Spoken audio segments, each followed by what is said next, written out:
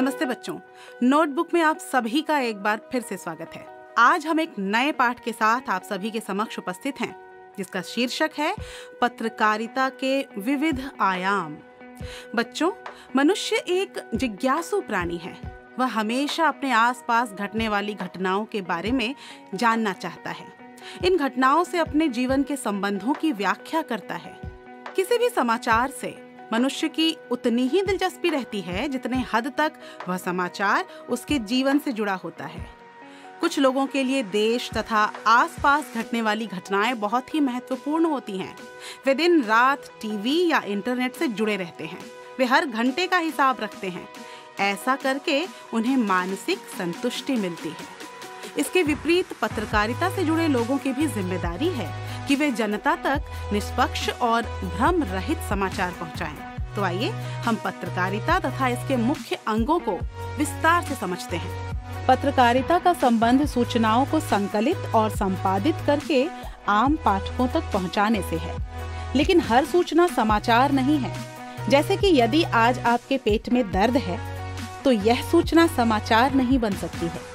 पत्रकार कुछ ही घटनाओं, समस्याओं और विचारों को समाचार के रूप में प्रस्तुत करते हैं।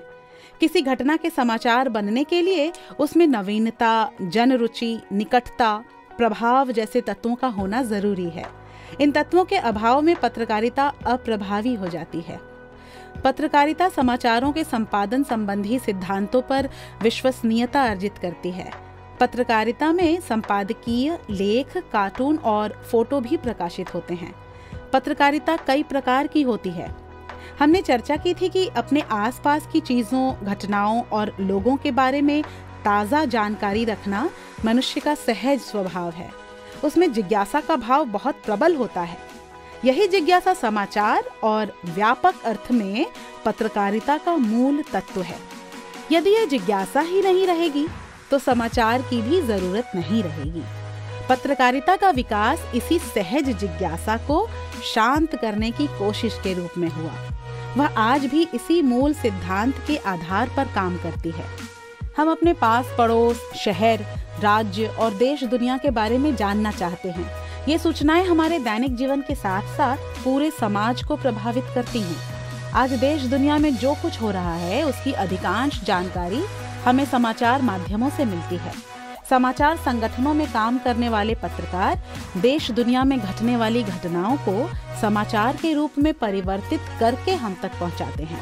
इसके लिए वे रोज सूचनाओं का संकलन करते हैं और उन्हें समाचार के प्रारूप में ढाल कर प्रस्तुत करते हैं। इस पूरी प्रक्रिया को ही पत्रकारिता कहते हैं। तो आइए अब हम समाचार की कुछ परिभाषाओं पर चर्चा करते हैं। प्रेरक और उत्तेजित कर देने वाली हर सूचना समाचार है। समय पर दी जाने वाली हर सूचना समाचार का रूप धारण कर लेती है। किसी घटना की रिपोर्ट ही समाचार है। समाचार जल्दी में लिखा गया इतिहास है। यह हमारे वर्तमान को शब्दबद्ध करता है। यही वर्तमान कालांतर में इतिहास बन जाता है। इन्हीं विशेषताओं को देखते हुए कभी अकबर इलाहाबादी ने कहा था कि खींचो न कमानों को, न तलवार निकालो, जब तोप मुकाबिल हो तो अखबार निकालो। समाचार माध्यम कुछ लोगों के लिए नहीं, बल्कि अपने हजारों लाखों पाठकों, श्रोताओं और दर्शकों के लिए काम करते हैं। एक संवाददाता अपने आसपास की हर घटना का बहुत ही सूक्ष्मता पूर्वक अवलोकन करता है तथा अपने पाठकों को परोसता है। स्वाभाविक है कि वे समाचार के रूप में उन्हीं घटनाओं, मुद्दों और समस्याओं को चुनते हैं जिन्हें जानने में अधिक से अधिक लोगों की रुचि होती है। जिस घटना के जितने अधिक पाठक होते हैं, वह घटना उतनी ही बड़ी खबर बनती है। यहाँ हमारा आशय उस तरह के समाचारों से है जिनका किसी न किसी रूप में सार्वजनिक महत्व होता है।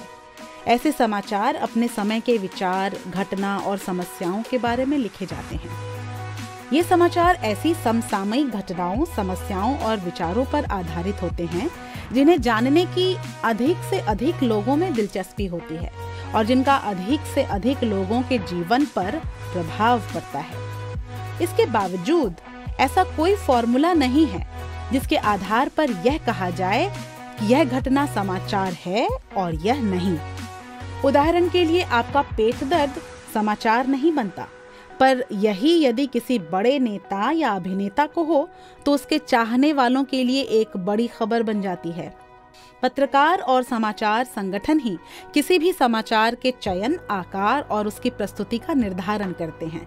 यही कारण है कि समाचार पत्रों और समाचार चैनलों में समाचारों के चयन और प्रस्तुति में इतना फर्क दिखाई पड़ता है। एक समाचार पत्र में एक समाचार, मुख्य समाचार या लीड स्टोरी हो सकता है और किसी अन्य समाचार पत्र में वही समाचार भीतर के पृष्ठों पर कहीं एक कॉलम का समाचार भी हो सकता है।